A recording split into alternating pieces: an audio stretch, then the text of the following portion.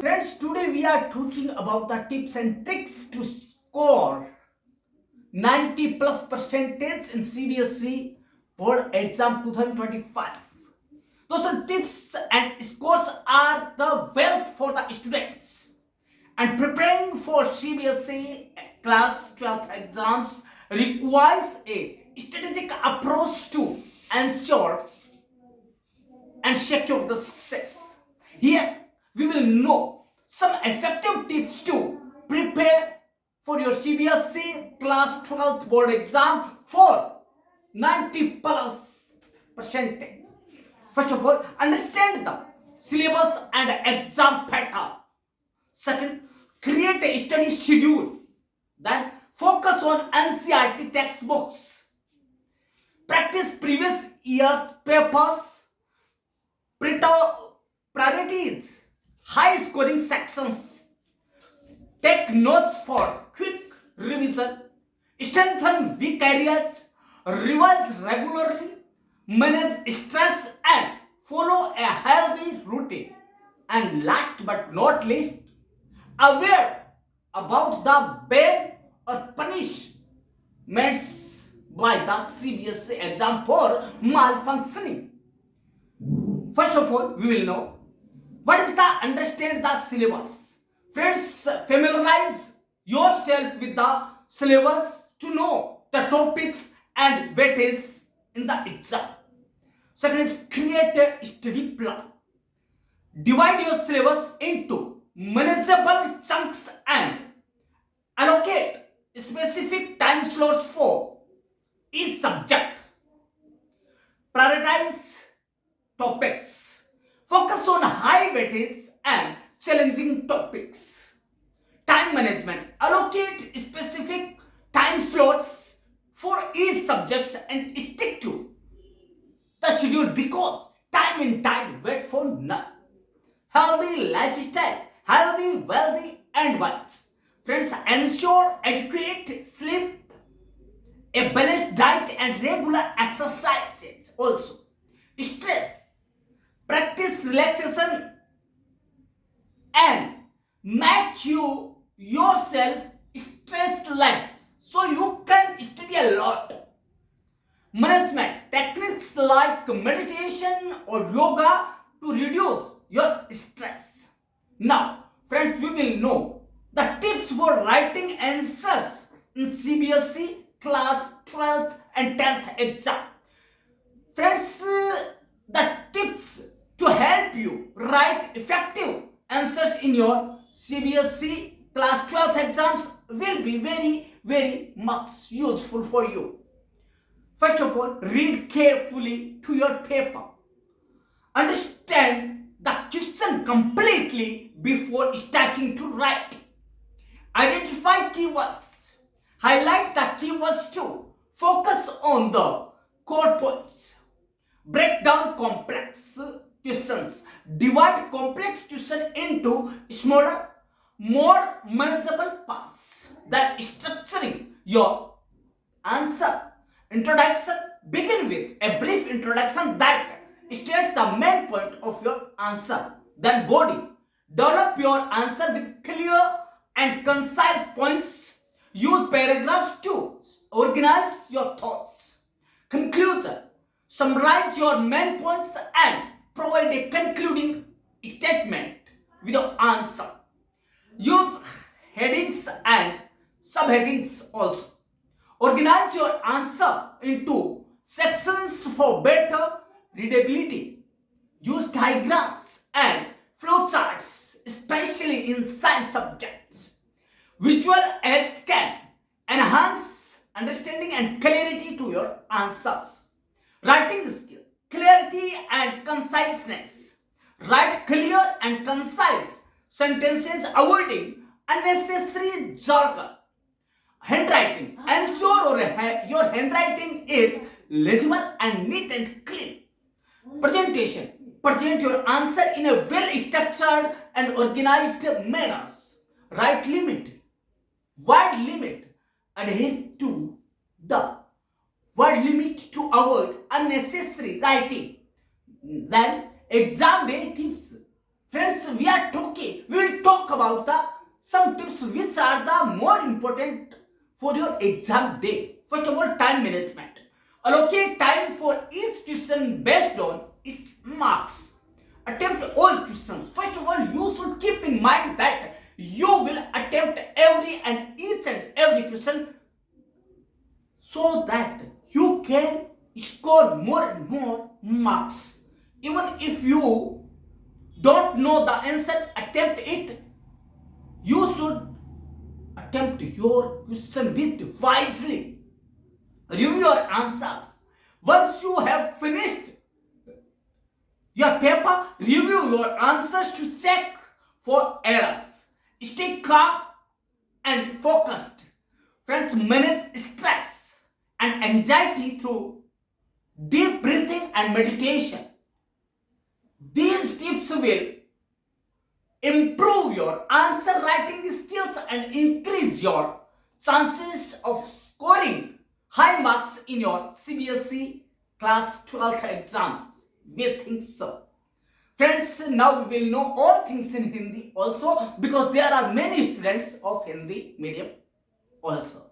Friends, यदि आप अपनी बोर्ड परीक्षा को लेकर पहले से चिंतित है तो आपको ये वीडियो देखना जरूरी है, जानना जरूरी है कि वो कौन से टिप्स है, वो कौन सी युक्तियां उपाय है जिसे जानकर आप मेरिटोरियस जो स्टूडेंट्स हैं उनकी लाइन में खड़े हो सकते हैं।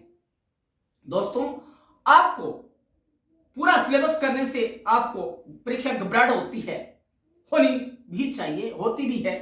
फिर अब और चिंता ना करें, क्योंकि अनावश्यक चिंता करने से स्वास्थ्य संबंधी समस्याएं हो सकती है। जैसे जैसे तनाव का स्तर बढ़ता है, खाने का सेवन और सोने के घंटे कम होते जाते हैं। दोस्तों, ये आम बात है। परीक्षाएं एक छात्र के शैक्षिक जीवन का अनिवार्य हिस्सा है, लेकिन उन्हें दर्दनाक नहीं होना चाहिए। जो साइकोलॉजिकल जो साइंटिस्ट है, साइकोलॉजिकल स्पेशलिस्ट है, वो सलाह देते हैं कि वे अपनी अंतिम परीक्षा में उच्च अंक प्राप्त करने के लिए अच्छी तरह से आराम करें और अपने दिमाग को तनाव मुक्त, स्ट्रेस फ्री रखें। आपकी तैयारी को आसान बनाने के लिए परम क्लासेस चैनल कुछ टिप्स लेकर आया है, और जिन्हें जानकर आपको लगेगा अरे ये तो हम जानते थे लेकिन इन्हें फॉलो नहीं कर पाए। अपना पाठ्यक्रम समय पर पूरा करिए। दोस्तों, अब समय बहुत कम है, परीक्षाएं सर पर है, तो दोस्तों हमें करना क्या है? हमें हमारा जो 24 घंटे का शेड्यूल है उसमें सारी चीजें हमें मैनेज करनी पड़ेगी। टाइम उतना ही है, उसे मैनेज करना होगा, खाने का, पीने का, सोने का, मौज मस्ती का। लेकिन एक चीज को बाय करना पड़ेगा, वो है गैजेट्स, जिनमें कि हम बिना काम सोशल मीडिया का यूज नहीं करना है। आपको एक चीज और बता दें, आपको आंसर एनसीईआरटी की जो अथराइज्ड बुक्स है उन्हीं से ही तैयार करनी है, तैयार उन्हीं से करनी है, उन्हीं को ही वो ऑथेंटिक माना जाएगा। दूसरी बात है, महत्वपूर्ण विषयों को फिल्टर करें। जो महत्वपूर्ण आपकी जो टॉपिक्स है, महत्वपूर्ण जो सब्जेक्ट्स हैं, उनके नोट्स बना ले, लेकिन एनसीईआरटी पुस्तक बुक्स से ही बनाए, क्योंकि सरकार द्वारा या गवर्नमेंट द्वारा जो अथराइज्ड है वो यही है। इसके अलावा याद करने के लिए फ्लैश कार्ड का उपयोग कर सकते हैं। फ्लैश कार्ड वो है जिसमें आप पॉइंट बना सकते हैं, इंडेक्स बना सकते हैं, या आपकी जो है टेबुलेशन बना सकते हैं, या पैराग्राफ या आरेख मतलब कि ग्राफ बना सकते हैं। इनके माध्यम से आप समझ सकते हैं। इसके अलावा अपने उत्तर दूसरों को समझाएं। दोस्तों, हालांकि आप क्या कर सकते हैं कि ऐसे ग्रुप बनाएं जिसमें आपके जो है साथी उसमें मेंबर हो, और आप उनको ऑनलाइन वॉइस मैसेज के जरिए उनको आप उत्तर समझाएं कि ये ऐसा हुआ, इसके द्वारा ऐसा कर सकते हैं, ताकि आपकी तैयारी हो उसकी भी हो। और ऐसा यदि नहीं हो पाता है तो सबसे अच्छा दोस्त आपका मिरर है। मिरर के सामने खड़े होकर आप आंसर बोल सकते हैं, वो सबसे अच्छा आपका दोस्त हो सकता है, लेकिन प्रतिक्रियाएं नहीं मिल पाएगी। फ्लो चार्ट और आरेख का उपयोग करें। दोस्तों, जितना ज्यादा प्रैक्टिकल यूज करेंगे आप, जितना ज्यादा डायग्राम्स, ग्राफ, पिक्स यूज करेंगे, उतना ही ज्यादा आपके लिए जो एग्जाम का पैटर्न है लिखने का, वो उतना ही ज्यादा महत्वपूर्ण और फायदेमंद रहेगा नंबरों के हिसाब से, मार्क्स के नजरिए से। पिछले वर्ष के प्रश्न पत्र देखिए। यदि आप 10th का एग्जाम दे रहे हैं, 12th का दे रहे हैं, दोनों ही आपके लिए नए हैं, तो आपको करना क्या है, आपको पहले के पुराने के क्वेश्चन जो है पेपर्स उनको देखना चाहिए उठाकर कि उसमें किस टाइप्स के क्वेश्चन आए हैं पिछले साल के, मतलब पिछले साल का छोड़ दीजिए, 2-3 साल के पहले के। हालांकि रिपीटेशन की कोई गारंटी नहीं देता, लेकिन फिर भी आपको उसका जो नेचर है, नेचर ऑफ क्वेश्चन, वो पता लग जाएगा कि किस टाइप के क्वेश्चन आ सकते हैं। इसके अलावा क्या करना है, आपको रटना नहीं है दोस्तों।